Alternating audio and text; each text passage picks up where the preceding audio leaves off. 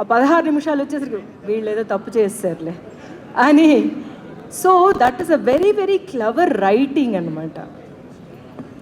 ఆడియన్స్ని ఒకటి గెస్ చేయించడం, మళ్ళీ వాళ్ళకి ఒక సర్ప్రైజ్ ఇవ్వడం. మీరు ఇంతవరకు ఈ కథ అనుకున్నారు కదా, ఇది కాదండి, దీని వెనక ఇంకో కథ ఉంది అని చెప్పడం అన్నమాట. Best screen play writing, masters చేసే స్క్రీన్ ప్లే రైటింగ్. అందువల్ల ఈరోజు హీరోలు మీరు. ఫస్ట్ నిజంగా మంచి కథ తీసుకొచ్చి దాన్ని మంచి సినిమాగా తీస్తే ప్రేక్షకులు ఎంత సెలబ్రేట్ చేస్తారో అన్నదానికి ఇంకొకసారి ప్రూవ్ చేశారు. ప్రతిసారి ప్రేక్షకుల మీద మనం ఆ నమ్మకం పెట్టి మంచి సినిమా ఇస్తే డెఫినెట్గా ఎలాంటి సినిమా అయినా సరే తల మీద ఎత్తుకుని బాగా సెలబ్రేట్ చేస్తారు అనేదానికి కోర్ట్ అగైన్ అనమాట. సో ఈ పిక్చర్లోని ప్రతి కాస్టింగ్ అంటే స్పాట్ ఆన్ అనిపించింది. అంటే మేమందరం ఉండడం వేరు, ప్రియదర్శి గారి లహరి వెరీ నైస్ ఫేస్, ఆ ఫేస్ని ఎంపిక చేసుకున్నారు కదా. అక్కడ తను చూస్తూ ఉంటుంది, తను కూడా తనతో మనం ట్రావెల్ అవ్వాలి అంటే ఫేసెస్ చాలా ఇంపార్టెంట్. యాక్చువల్గా ఒక డైరెక్టర్కి ఫస్ట్ టూల్ ఆర్టిస్టే. అంటే ఆర్ట్ డైరెక్షన్ ఉంటుంది, సినిమాటోగ్రఫీ ఉంటుంది, మ్యూజిక్ ఆ తర్వాత ఏమైనా చేయొచ్చు, కానీ ఫస్ట్ టూల్ ఆర్టిస్ట్. ఆ ఫేస్ మనకి కరెక్ట్గా దొరకడం అంటే ఫ్రెండ్ క్యారెక్టర్ చేశారు రఘురామ్ గారు, చాలా బాగుందండి నిజంగా. యాక్చువల్గా యాజ్ అన్ ఆడియన్స్ ఏమనిపిస్తుందంటే, అయ్యో ఫ్రెండ్ కోసం ఇంత బాధపడుతున్నాడు కదా, he should have some relief అన్నట్టు అనిపించింది ఆ ఫేస్ని తీసుకొచ్చిన డైరెక్టర్కి అనమాట. సో ఒక్కొక్క ఆర్టిస్ట్ని, ఒక్కొక్క ఫేస్ని తను సెలెక్ట్ చేసుకున్నారు. ఒక్కొక్క ఫేసు ఎలా మాట్లాడాలి, ఎక్కడ తగ్గాలి, ఎక్కడ ఎక్కించాలి అన్న దాంట్లో మాత్రం కాంప్రమైజ్ లేదు. మా మంగపతి గారికి తెలుసు ఆ విషయం. సో మంగపతి గారు క్యారెక్టర్, అదే శివాజీ గారి క్యారెక్టర్ మంగపతి ఇంత పెద్దగా అవ్వడానికి కారణం ఏంటంటే, ఎక్కడ ఆ క్యారెక్టర్ అలాగే ఉండాలి అన్నది తూచా తప్పకుండా తను డిజైన్ చేసుకున్నదనమాట. అండ్ నేనేమో అక్కడ మీరు చేసిన దానికి సార్, తర్వాత డబ్బింగ్ మీరు చేసిన విధం బ్యూటిఫుల్ అండి. The way you added that వాయిస్లో మీరు తీసుకొచ్చింది ఫెంటాస్టిక్ అండి. సో వెరీ వెరీ హ్యాపీ అండి. మీరు ఇన్ని రోజులు వెయిట్ చేసినా కూడా మంగపతితో రావడం అనేది, ఎందుకంటే ఎప్పుడు ఒక ఆర్టిస్టు చాలా ఆకలితో ఉంటారు, మనకి మంచి క్యారెక్టర్స్ పడాలి అని చెప్పి. ఇప్పటికీ నేను అలాగే ఉంటాను, అలాగే మంచి క్యారెక్టర్స్ నాకు ఇస్తున్నారు తెలుగులో అందరూ డైరెక్టర్స్ అందరూ, థ్యాంక్స్ అగైన్. అలాంటి మంచి క్యారెక్టర్స్ పడాలి అని చూస్తున్నప్పుడు ఇట్లాంటి ఒక క్యారెక్టర్తో వస్తే నెక్స్ట్ ఇంకెలా ఉంటుంది ఆలోచించండి. సో అలాగేనమాట. అదే విషయం మీ ఇద్దరికి నేను చెప్తాను. హర్ష, ఐ డెంట్ ఎక్స్పెక్ట్ ఇంత బాగా పెర్ఫామ్ చేస్తావని. నేను ఏదో ఆ ఒక ఏజ్లో ఒక ఇన్నసెన్సు, ఆ ప్యూరిటీ అదే ఉంటుంది అని అనుకున్నాను, కానీ you did a lovely job.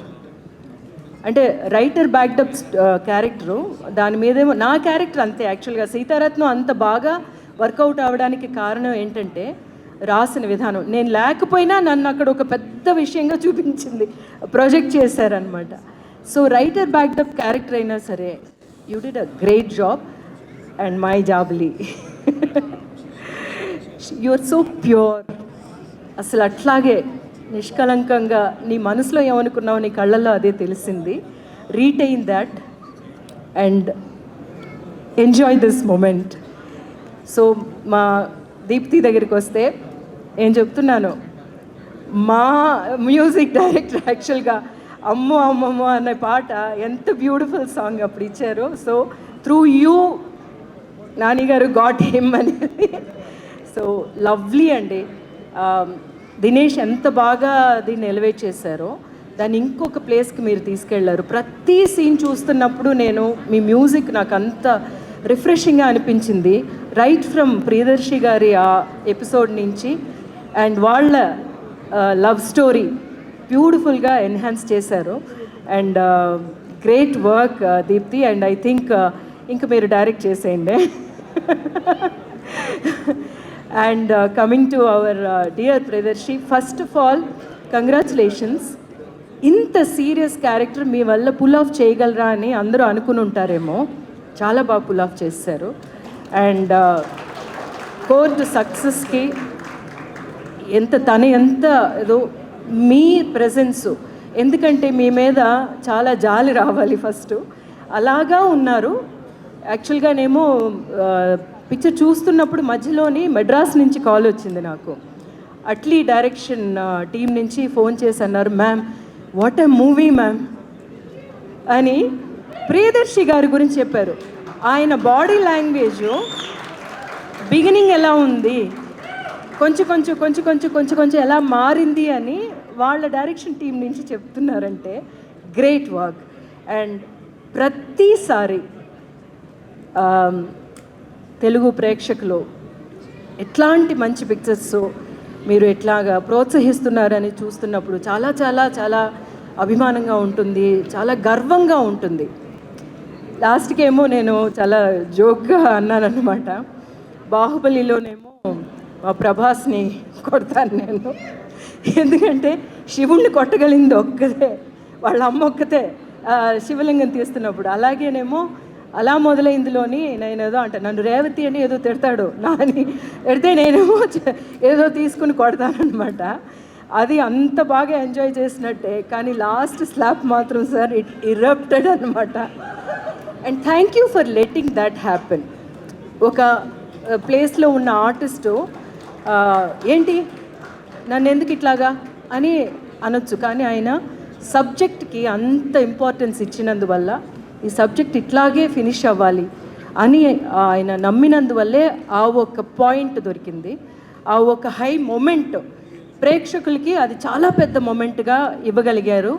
So thank you for accepting that Shivaji గారు. అండ్ ఒక్కొక్కసారి ఒక్కొక్క పిక్చర్ రిలీజ్ అవుతున్నప్పుడు నేనేమో అంటున్నాను కదా ఇంకొక బ్లాక్ బస్టర్తో కలుస్తాము అని చెప్పి, అలాగే చెప్పినట్టే ఇంకొక బ్లాక్ బస్టర్తో మిమ్మల్ని కలిశాను. So thank you so much for this love again.